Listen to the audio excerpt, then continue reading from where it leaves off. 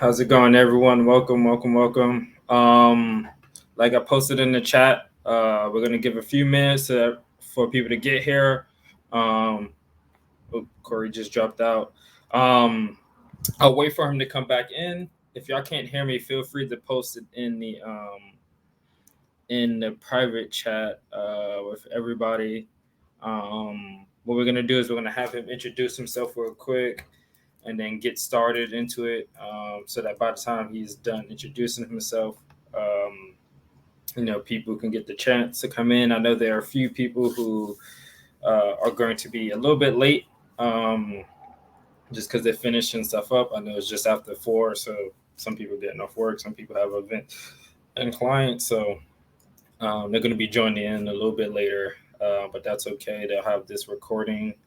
Um, and like I mentioned earlier, if you can't hear me, if one of us cuts out or something like that, put it in the chat. If you have any questions during this time, put it in the chat as well. And yeah, so give it a little bit. Thanks for joining us, Corey, coming in and helping us out. 1 second. And then, yeah. Mm-hmm. Cool. Don't know if you caught it earlier, Corey, but I just said that you're gonna just give a quick breakdown, introduction about who you are. Corey is someone that I've worked with for a little bit, for a few years. I would not a little bit. It was like three or 4 years. Someone that I trust, and Corey's gonna explain it a little bit, but we're really gonna be talking about the mental health side of just training. And I won't steal his thunder, but this is something that we're both passionate about, have experiences in, whether it's ourselves or just even people that are around us going through. And I think it's a big battle for a lot of people that gets in the way of their health journey. We all know that we can be our biggest sabotagers when it comes to our health journey. But in the same way, a lot of things that have been done to us, that we had no control over, affects us. So, how do we overcome things that have a big weight and big toll, um, in us without us even realizing how it affects us? So we're just going to talk about that. Me, Corey, and I actually have a project, and I think he's going to talk about that in a little bit out here in Los Angeles that we're going to be trying to put out in the next few months. That we're passionate about combining this whole health, physical health, and mental health thing. Um, yeah, so Corey, why don't you get started? Let us know a little bit about yourself, your background, and then what made you decide to kind of join us today and give this kind of talk. Sure thing, man. Sure thing. First, thank you. Thank you for giving me the opportunity to do so. This is something, like you've mentioned before, we're both very passionate about, something that I can say I've experienced myself. And I'm glad to say that I'm confident enough to share my experience, and hopefully it brings some type of light for someone else who may be going through something similar than what I've done. So thank you again for the opportunity for me to share it. So what's up, everybody? My name is Corey. For those who don't know me, I work at Equinox right now. I've been a member. I've been training here for about 5 years. Uh, Currently a tier 3 trainer, and my background towards fitness goes all the way back to when I was younger. Started playing sports at the age of 6 years old. Started with football, then went into track, and I used sports as my vehicle to propel me to a scholarship in college. And so from there, I obviously learned more about the game of football, but also more about how to work in a team aspect in order to accomplish team goals, um, using my own individual contribution. And going and branching off of that, I use that to pursue my bachelor's in kinesiology, which is human movement, understanding how the body moves in space. So, with that being said, using my background in sports and using my bachelor's in kinesiology, I use both of those into my training philosophy, which is using my individual efforts to accomplish the ultimate team goal, which I vary to my clients that my I'm using what I can to make sure you get to where you want to be. So your goals are my goals. And I've used that philosophy to propel me to where I am now and helping over hundreds of people to achieve fitness, fitness nirvana in this case, just making sure that they feeling the best within themselves inside and out. And that's what I've used to take my career to the next level. And I've just used that to better myself in all ways of life. So that's a little bit about my background in regards to fitness. I didn't really start like if I'm not in the gym. I'm also a father. That's a big thing about me as well. That's kind of made a huge contribution to my life as well. I'm a father of 3 girls. Um, that is a blessing in itself. And I thoroughly enjoy being a dad. That's something I cherish the most out of all the things I do in life. Um, Also, if I'm not being a father, if I'm not in the gym, I'm a gamer. I'm a nerd. I usually just if I'm not with my family, I'm playing video games. I grew up playing video games. I use video games as my escape from life. I've evolved with video games. I started playing Nintendo, started playing Super Nintendo, PlayStation, Nintendo 64, you name it, I've played it, and that's my escape from life when I'm not being a mentor, a coach, or a dad.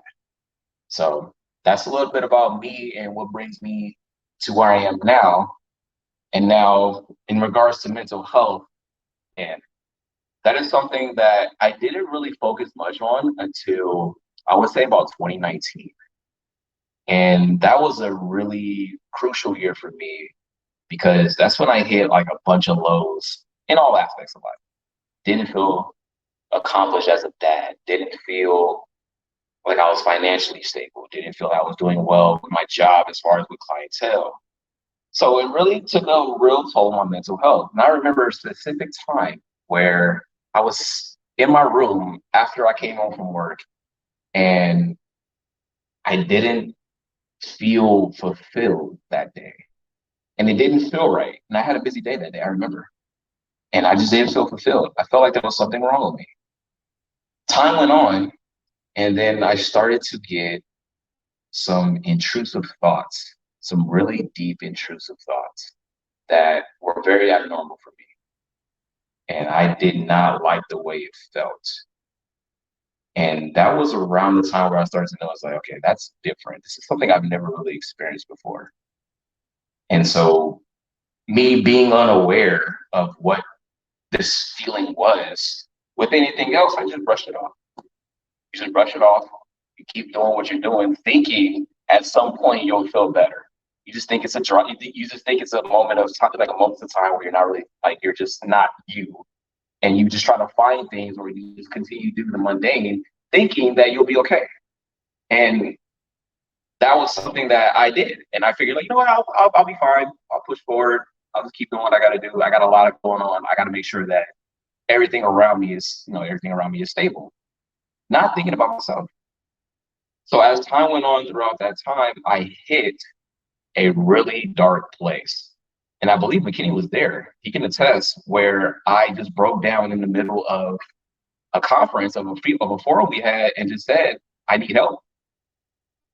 And I remember everybody being there for me and realizing like there really is something wrong with me, like deep inside me that I don't know. And I just kind of pushed it off to the side.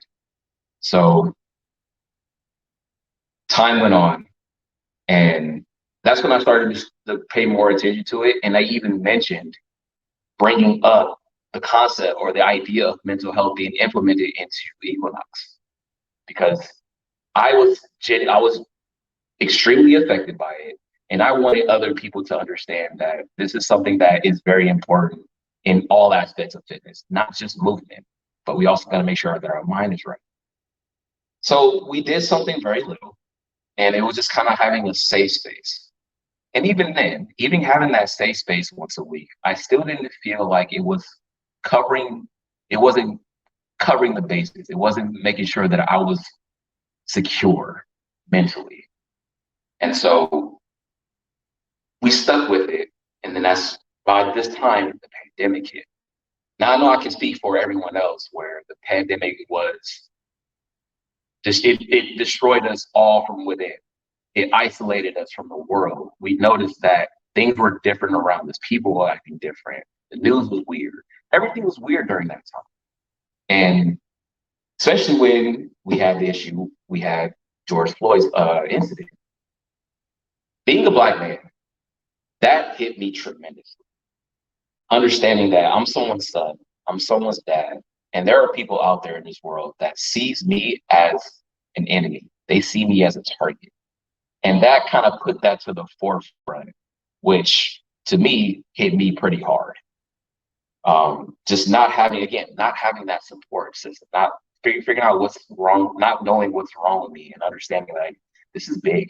Like this is bigger than just protesting. This is bigger than just standing up for a cause. Like we also need to check on the people that it affects indirectly, or even directly for that matter. So I started with my job. I started with Equinox as far as letting them know how much my mental health was affecting me. And I didn't get much support. I will say the reason why I didn't get much support was it was just a rough time. It was a tough time for all of us. So it was really rough to rely on my peers, to rely on the organization I was in to make sure that I was okay. And as much as I wanted them to do that, like to be there, to be supportive for me, I also had a sense of understanding that they can only do so much due to what's going on globally. So I reached out to a couple friends, one being McKinney, one being my friend Alfredo. And we just started having little meetings of working out together to just build a sense of brotherhood, just to kind of improve, just being able to interact with each other even on a non-fitness, realm, but just to be there for each other mentally, especially during that time where we felt very vulnerable. And it helped. It helped out tremendously. And even with all that help, still felt like there was something wrong or something was missing. Now I was being somewhat fulfilled with work, was being somewhat fulfilled with friendship, but there was something within myself that I needed to figure out what was causing me to still be in this sort of dark space within. Until there was a moment it just hit me. You know what? I'm gonna go to therapy. And that was late 2020. That was the turning point and my first deep dive into me and my mental health. And I will be the first to say that that was one of the best decisions I've ever made. Just to understand who I was, why I was the way I was, what my actions meant to other people, what my actions meant to myself, what I had what I had buried deep inside that I wasn't letting out was crucial for me to understand this. I had to find out like why. That was my big thing. Why am I doing this? Why? Why am I like this? Why do I speak like this? Why do I act like this? Why do I interact with this person this way, but this person this way? And taking that time to be in therapy was the number one priority of mine once I said it. I didn't miss any type of meetings or I didn't miss any type of sessions. I made sure I made that a priority for myself to make sure that we are in the same page as far as diving into who I am and what they can do for me what my therapist can do for me to help discover who I am. So I went to therapy for a year. That year was an eye opener. I learned a lot of things about myself that I had buried deep inside that I excavated and I tackled head on. And that was something that I was proud of myself to do because I know in the Black community, it's seen as taboo. It's seen as taboo. It's almost seen as forbidden. therapy is like, oh, you're weak, oh, you're not strong enough to handle your own problems. Like you just need to grow and be better. But I realized that that's not the reason. Like that's not the reason why we should go to therapy. One second.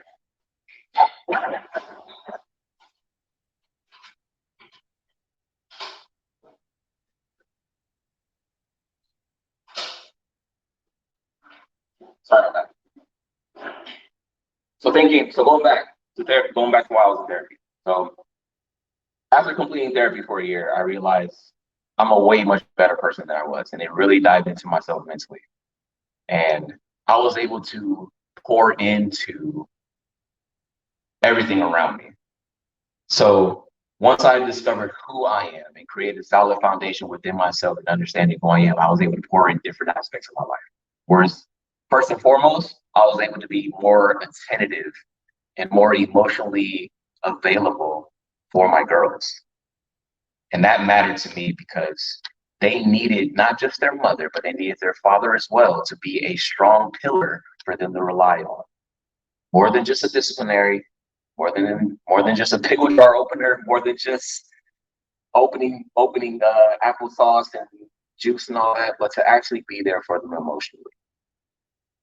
And therapy allowed me to do that. It allowed me to be there for them and be a very strong pillar for them to a point where they felt that they can rely on me in more than just, again, the physical, but they can cry with me. They can actually spend time with me and hug me and engage me and embrace me and love me. And they receive it back because I was emotionally there. And that was huge for me. Translating that into my work, there was an issue I had with like just kind of diving into what went through in therapy. I had really bad relationships with males particularly. And therapy helped me excavate that and use tools to better those relationships. So with that, I was able to connect with my male clientele, but not really dive into who they are and how they feel. Because I know as men, we don't always have that platform. So I wanted to be I wanted to be the person available during that time to dive into them and make them feel better about themselves. Go ahead, Mac. You're muted. Sorry to interrupt, but before you get into talking about like with your clients, and thanks for sharing all that, being vulnerable with us, and Oh yeah. no. But before you get into, I was actually going to ask you one of those questions to follow up with how it affects like the people that you're helping. But when it comes to your own self, how do you feel like the physical or the physical health side, so exercise, nutrition, I would say in 2019, right, and before, how do you feel like that affected your mental health, and then vice versa? How do you feel like so before the pandemic first started, when you were going through that? How do you feel like your day to day exercise, nutrition, the physical health side of things affected your mental health, and then vice versa? How do you feel like the mental health affected your? Did it make you have less energy? Did it make you get weaker? Did it make you not be as committed? Like so, both ends of the spectrum from before therapy, I guess. Absolutely. I would love to share about that. So I know looking back in retrospect, in 2019, I didn't have the best eating habits. And I was aware of that. I wasn't aware of that then, but I'm aware of that now. Um, During that time, like I mentioned before, I was kind of going through a financial struggle. So I was just eating just to survive. So that played a huge factor into probably exacerbating the issue with my mental health because I wasn't fueling myself with the right food. I wasn't fueling myself with nutrient dense food that's going to help improve my way of thinking, my way of being. So that ties into my physical. My workouts weren't the same. My workouts were very minimal, not as challenging, not as engaging of the mind. It wasn't challenging my mind. It wasn't challenging my body. So that tied into with my eating habits. I wasn't strong. I wasn't strong in any aspect. I was just working out just to work out, just to sweat. And it wasn't getting me anywhere. And I remember even saying, I don't have any goals. I remember saying I didn't have nothing to really work on. And and knowing that I was turning 30 that year, I was like, okay, well, I'm just gonna just maintain what I have and just look like who I am at 30. And that didn't really do anything for me long term. So rolling into the pandemic, it was the same thing. But now I'm being restricted to what I can do. So I didn't work out. There was a time where I put on some weight and I felt different. I didn't feel like myself. And that added to me physically. I physically didn't feel like myself. So I did put on some weight because I wasn't active, I wasn't moving. And that's where the more deeper thought, like deeper intrusive thoughts started happening, in addition to what was going on in the media. So it definitely played like my eating habits during that time too was weird because initially I'm thinking, okay, we only have 2 weeks off. I'll take some time to kind of sit back, indulge. I worked somewhat to maintain what I have. I'll be okay. That turned out to not be the case. I put on a lot of weight and I noticed that I wasn't feeling like myself, wasn't moving right, was feeling very stiff, didn't feel like I was within my own body. And that's where I mentioned to you before how I reached out to you and you and Alfredo about working out, getting active. And I noticed once I started doing that, I started feeling better. I don't know if that answered your question, but hopefully that kind of gave it a little bit of light. No, it definitely answered. I think this is something that we all can relate to. I mean, I related to that. Like, I didn't necessarily get out of shape, but I lost the shape that I had when it comes to not just even putting on like I didn't necessarily change my weight. My weight stayed the same during the pandemic, but my body composition changed a few percentages, right? And I haven't been like this since high school, pretty much. Get the comments going back home, and then not being able to do the lifts as I'm used to doing. I'm not always at the gym. And the gym I do use doesn't have as much equipment. And me being in the middle of moving and trying to find a house, it's like I didn't want to get a gym membership and then move, and then now I got to drive 40 minutes traveling for work and stuff. Rose. I don't know if that was. Okay, sorry about that. That tying into it, that made me like, dang, like I felt like I'm out of shape. But the crazy thing is like, and people making those small comments. But the crazy thing is like, I'm still in better shape than most people around me. Like I'm still in that good, borderline excellent category. And but I definitely know strength went down and everything like that. And that plays a toll into my own head. And it wasn't until getting more consistent and reversing that is going back. But I know a lot of people can get into that concept, and it's like a never ending thing because it's like, oh, mentally you're not there, so now you're not eating, whether it's mental or financial, right? And this is why I talk about a holistic approach to. It's not just caring about your physical health, but it's physical, it's financial, it's social, it's spiritual, and it's mental, right? If one goes down, it's going to affect different ones.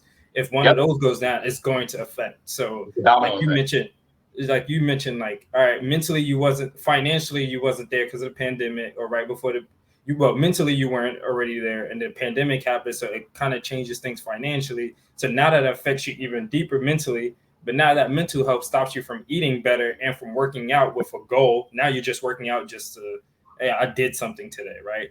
And sometimes that is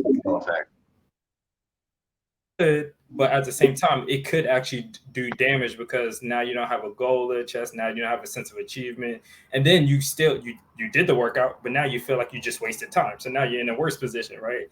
And Seriously. And now then what happens is now because you aren't eating better, you're not doing workouts. Now you get physically, you start gaining weight, you have less energy.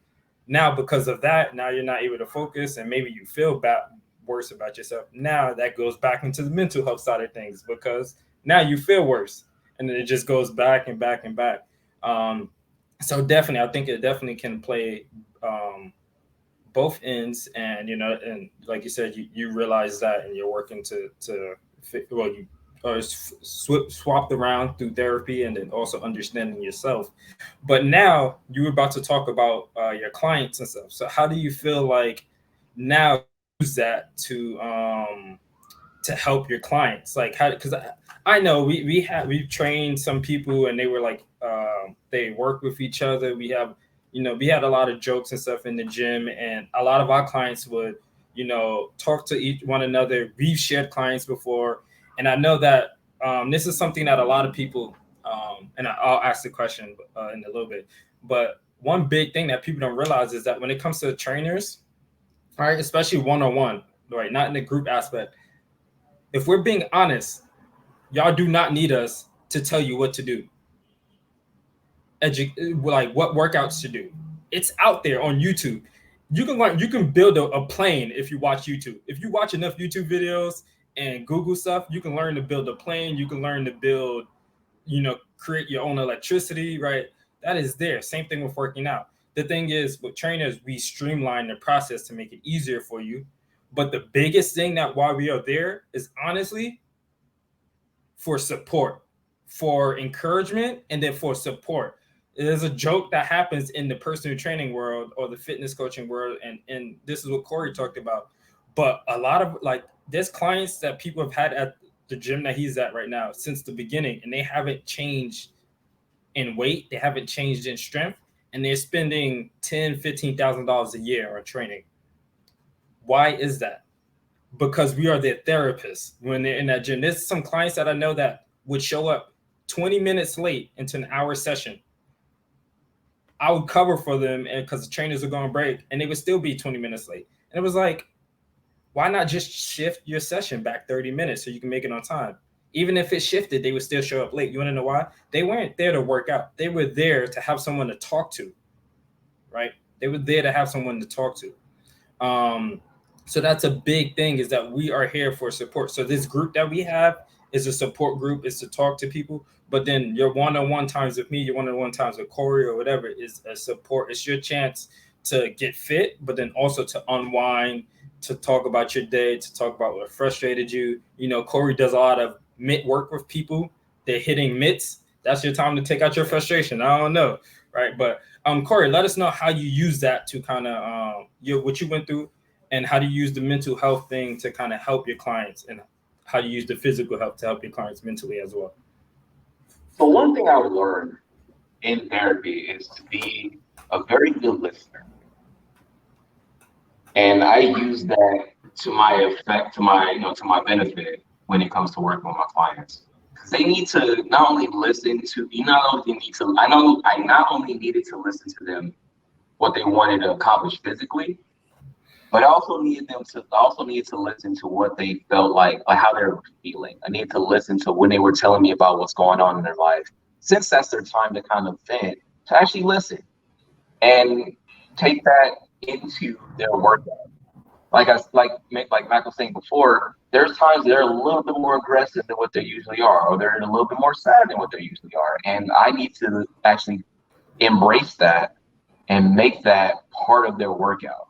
If they're sad, that's fine. It's okay with being. It's okay to be sad. And now I can just be a support system to where if you don't want to talk, you won't even talk. We'll just go through the workout, and I allow the space for them to want to talk, and then from there to be a listener. If they're angry about something, same thing. I won't do anything that will exacerbate the issue or make the issue worse. I'll just put them through the workout until they feel like they're in the right state of mind to actually vent. And even then, I'll see if they want me to provide them with like comfort with the issue or solutions to the problem. And from there, they start to realize, like, okay, you're more than just a coach. You're actually listening to me in all aspects of aspects of life, fitness and mental. So that's something I've been able to kind of tie into my training philosophy, is being more than just someone that's going to make them sweat, but also make them understand why they're feeling the way they feel right now and how that ties into their workouts. Definitely. Yeah. Thanks for sharing that. I think just what I thought about earlier was the comment that I made. Right now, when you're not in a decent place mentally and physically, what ends up happening is, and this is especially true for people who have been athletic or have been in really good shape before, um, that you start doing workouts just to say you did a workout, right? And then what ends up happening is that affects you more mentally because now it's like I wasted time, I didn't achieve anything, and now you're like I didn't achieve anything, so I'm not good enough, stuff like that, right? Right. The difference here is that, like I mentioned after that, is that when people end up coming to the gym and they're not really looking for a physical goal, they're looking for a de-stressor, just someone to talk to get things out while they're doing a few reps, right? Something like that. Is that now it's not necessarily that they're working out without a goal in mind and just to get a workout in. They're accomplishing something. They're just not accomplishing something directly physically. What they're accomplishing is that mental stress relief, right? So even if you are doing workouts and you're like, hey, I'm not in the place to really like to push myself. If you have a goal of, hey, this is a stress relief. So what does that mean? We know that walking for most people or hiking doesn't do too much to change how we look physically, right? But if your goal to go for that walk and go for the hike is to de-stress, you know, to walk with someone, to hike with someone by you so you can talk to them, build a friendship with them, get some things off your mind as well. That's a perfect good enough goal because what that's going to do is that's going to set you up so that in a few months from now, in a few weeks from now, when you start feeling better, now you're ready to sit down and think, okay, let me see what I actually want. Now you have that. Or now your body, because you got that de-stressor out, now your body's just naturally going to start to change. And that's what happens with a lot of people. A lot of people start working out and one, they might be overtraining, they might be cutting their calories too much, and they're not seeing progress. And I'm like, how's your stress levels? If your stress levels is too much, it doesn't matter how much you're dieting and how much you're working out. You're going to retain fat because stress increases cortisol. Cortisol increases fat storage. Fat storage is in its cycles, right? So it's like, okay, if you're doing things and you're seeing slow results, look at your stress levels, look at your mental health, because it might not mean that you need to do more workouts or cut your calories more. It might mean you need to switch and add in more mental health release to your regimen. Sleep better if that's the case. Meditate. Talk to somebody. Talk to some friends, right? Um, but yeah, so the last thing I was gonna have, Corey, and then you can finish out with whatever you want, is how do you feel like people can use this information to help them, feel better, and then also maybe get towards their goals, their physical health goals that they may have. Like, what are some practicals you can give to the people listening? Well, one thing I will start with is really understand how you feel in the current moment. Don't don't feel like you need to lie to yourself or like put up a front about how you feel. If you don't feel good, don't be afraid to embrace it, but find out why. Find out what's not making you feel good, because that's going to determine what the rest of your day is going to look like. And so, with you understanding how you currently feel, you can maneuver in that aspect to where use the day to find out what's causing you to make you feel not feel the way you feel. And even expressing that sometimes makes you kind of understand, like it makes you like it may trigger something. Like that's why I don't feel well. And now you can do the steps necessary. You can take the steps necessary to solving why you don't feel well. So, for example, if you just feel sad for whatever reason, and then you realize, oh, that's right, this was the anniversary of my pet gerbil passing away, at least you now know.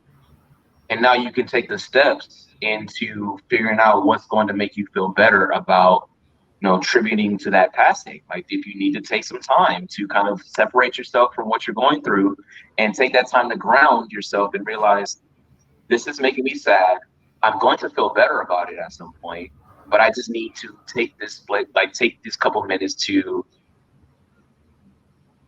take in that I'm not feeling good about this. And that sometimes that may be it. Sometimes that just may be the one thing you needed to change your whole mood, because it's that what it does to your brain. It tells your brain like, I solved the problem, I solved an issue, and that puts you in a better mood because that's a sense of accomplishment. Even if you didn't have the greatest day, if you found out what was wrong with you, that's a sense of accomplishment that you need to celebrate for yourself. because not everybody has the ability to do that. So that's something I would say you can start with, um, just to again understand how you're like be really like embrace how you're feeling in the moment and find ways to correct how like to correct that feeling. If it's something that's negative, if you're feeling good, same thing, embrace it and carry that into your day, because that energy is going to radiate, and that's going to rub off on other people, and you can't fill or and you're going to get filled by other people, and you can't pour into an empty cup. So that is something you can definitely do to uh, improve your mentality and your mentality. Excuse me. Second thing is mindset. Um, Change your mindset about a specific situation.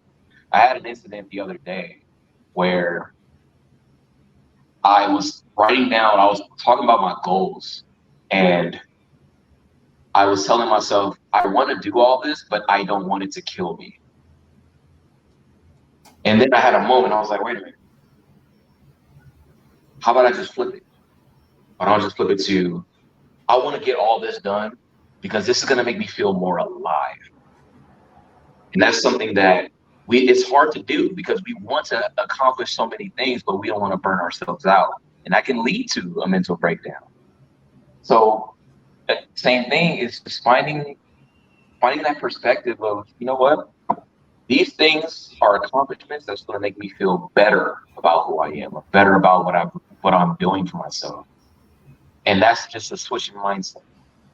And you can tailor that towards your workouts too. Workout's going to make you tired, but it's also going to make you feel great after. And it's just all about switching the mentality.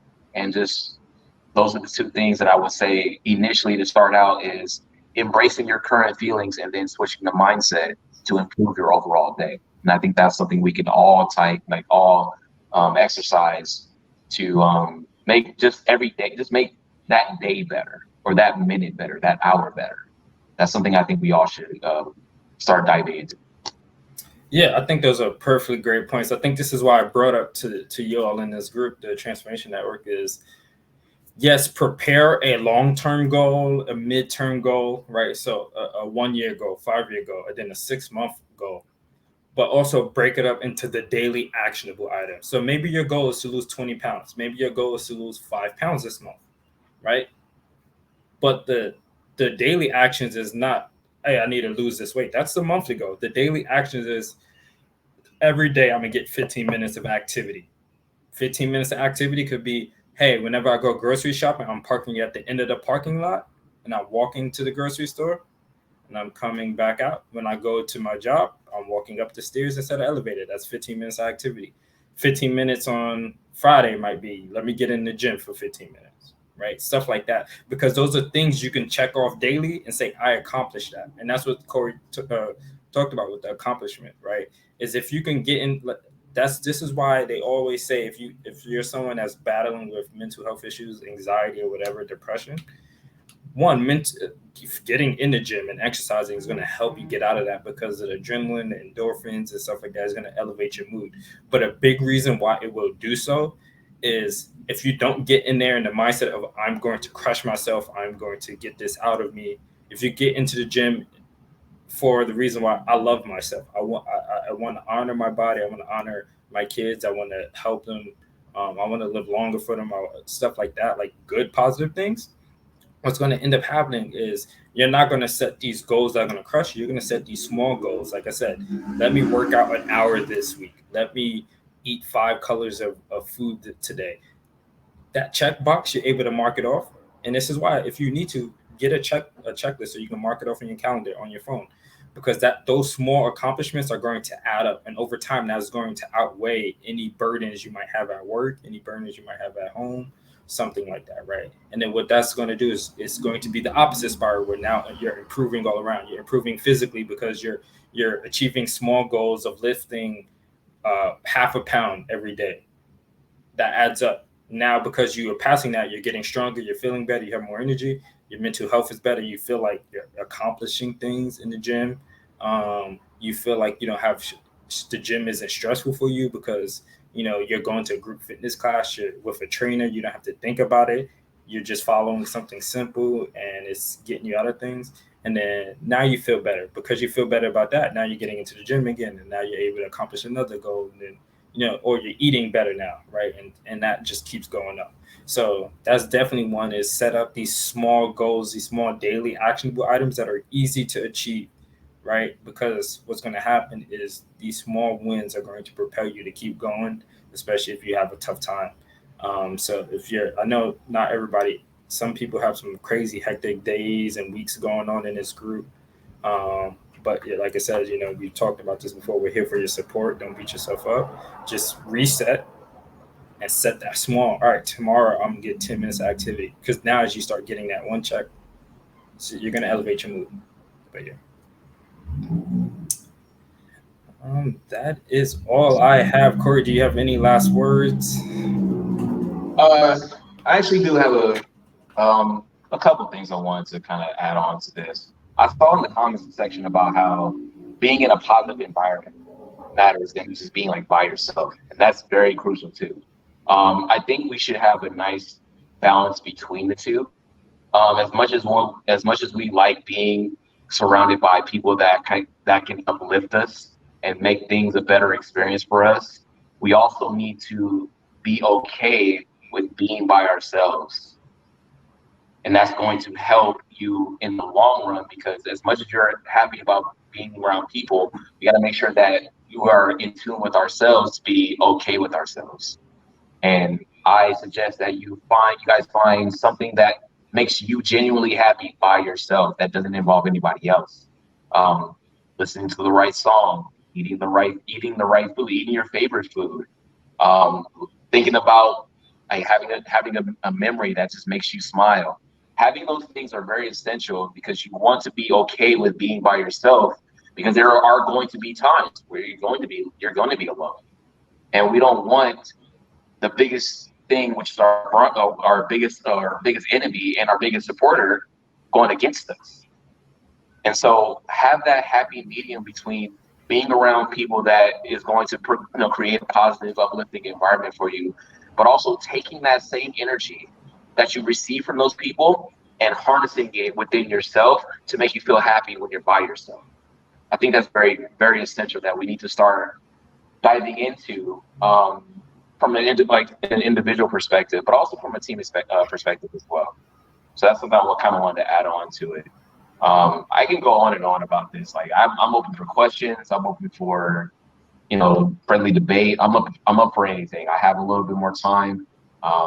Shoot, and let's ask questions. Let's pique some interest. I'm up for it. Yeah. Yeah, if anybody has anything, or if they want to make a comment, feel free to post something in the chat, and then we'll add you on so you can comment, or just post it in the chat. Um, that's a tough one. Corey, can you see that chat message? Yes. Okay. What you got? All right. How do we get more of the men in our lives to pursue therapy? Woo! I think to start is, as as a group, men and women, we need to provide a true safe space. Provide an environment for someone to actually feel comfortable within themselves. Ask the right questions. Really get to understand who you are engaging with, so that way you can let them know when there's a shift in their behavior, you're cognizant of it, and you're going to let them know about it.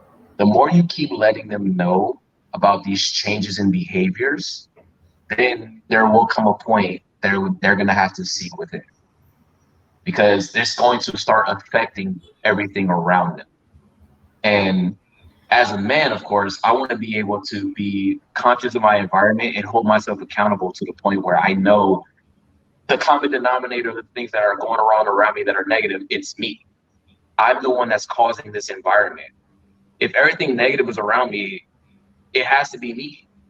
It has to be that look within. I have to look within and understand that I'm the reason.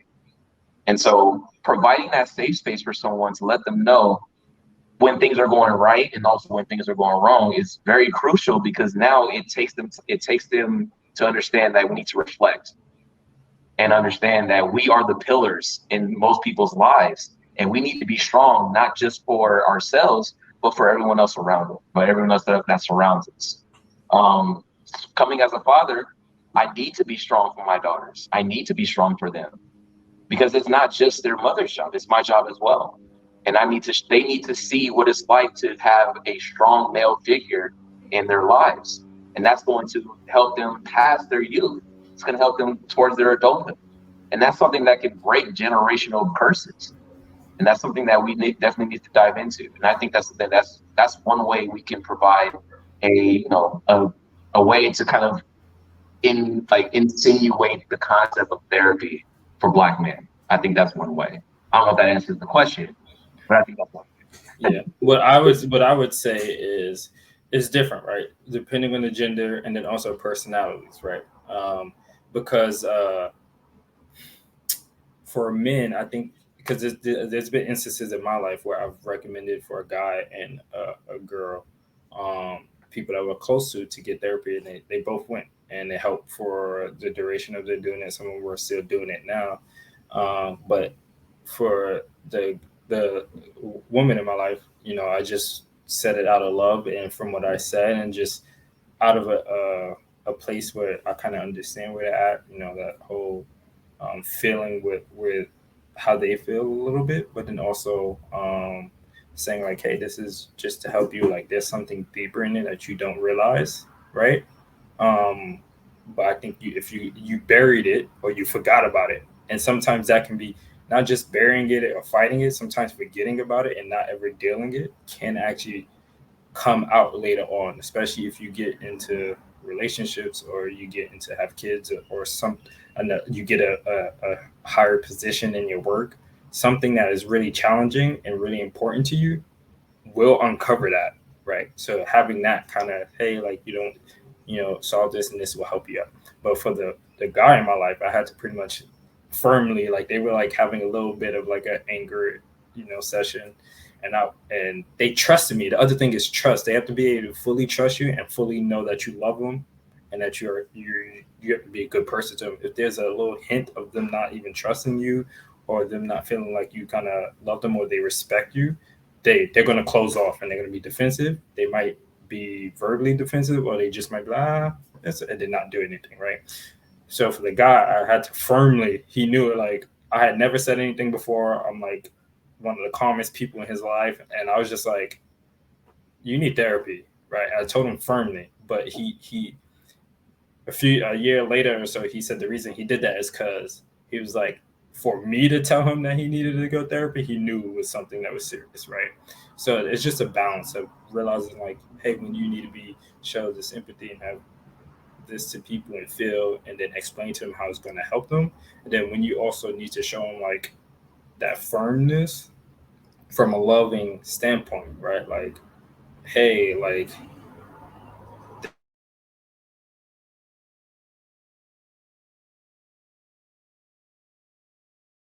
hey, I think you really need to go and help you because this is these are the actions that I've been seeing, and this is it's hurting your relationships, right? So it's about having it. How, thanks for asking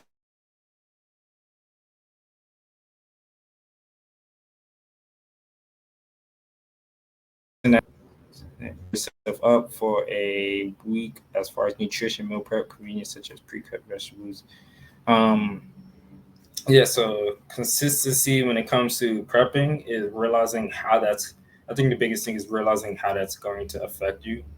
When it comes to meal prepping or just even planning out your exercise, right? I know for some, but realizing how that's going to help you out the long run. So, is it going to help you stay more consistent with your eating? Is it going to help you not overindulge? Or is it going to help you mentally because now you got the stressor of cooking throughout the week out the way? And choosing, yeah, I normally would say just try to make it as convenient as possible. You hear a stigma where people talk about frozen vegetables and stuff. Obviously, canned vegetables is usually a no no, right? But frozen vegetables, people say, oh, that's usually they freeze the vegetables at the peak of ripeness with the nutrients inside of it. So that whole stigma about frozen vegetables not being as good as fresh vegetables, for most of the time, it's not the case because it's the same thing as if depending on the company, right? Some companies are bad. Some of the like this where they get the food, the pesticides, and all that, right? But it's the same thing as if you pick fresh vegetables out your garden and you froze them, right? A lot of these companies that do have these fresh vegetables that are frozen, they flash freeze them. So they get them and they put them in like a super chiller, right? So they could be in a way fresher than the vegetables you pick and are sitting in your fridge for 4 or 5 days, right? So yeah, pre-cut vegetables, finding the ways to make it the easiest for you, cooking in bulk can help you as well. Any recommendations, Corey? Something that's worked for me is in regards to vegetables. Since we're on the topic of vegetables, is eating the rainbow. And I understand like we are all big on like having healthy greens, but there are obviously different colors of vegetables out there that we need to start indulging into our eating habits because they're providing other benefits to our health.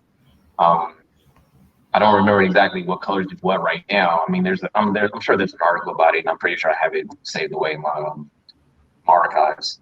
But different colors provide different health benefits, and we need to start incorporating that into our diets. And if you have the capability of doing that, I would suggest it right away. Different color zucchini, different color carrots, rainbow chard. All those things are very essential into, of course, building better nutritional habits, but noticing different results in your body as well. More than just weight loss and body fat composition changing, but also decreasing inflammation, uh, less like more lubrication for your joints, um, gut health, digestive health. All those things are again all tied within that we need to be more conscious of and eating different vegetables of different colors is going to help with that. Definitely. The last comment I was gonna say with that is don't you don't just have to eat chicken, rice, and broccoli every day, right? The other option is yes, might that might be what you like to eat, or it might be the most convenient for you. So what I would suggest is always leave yourself in a week's worth, leave yourself 1 or 2 days where you have spare food that you can go eat whatever you feel like eating that day, right?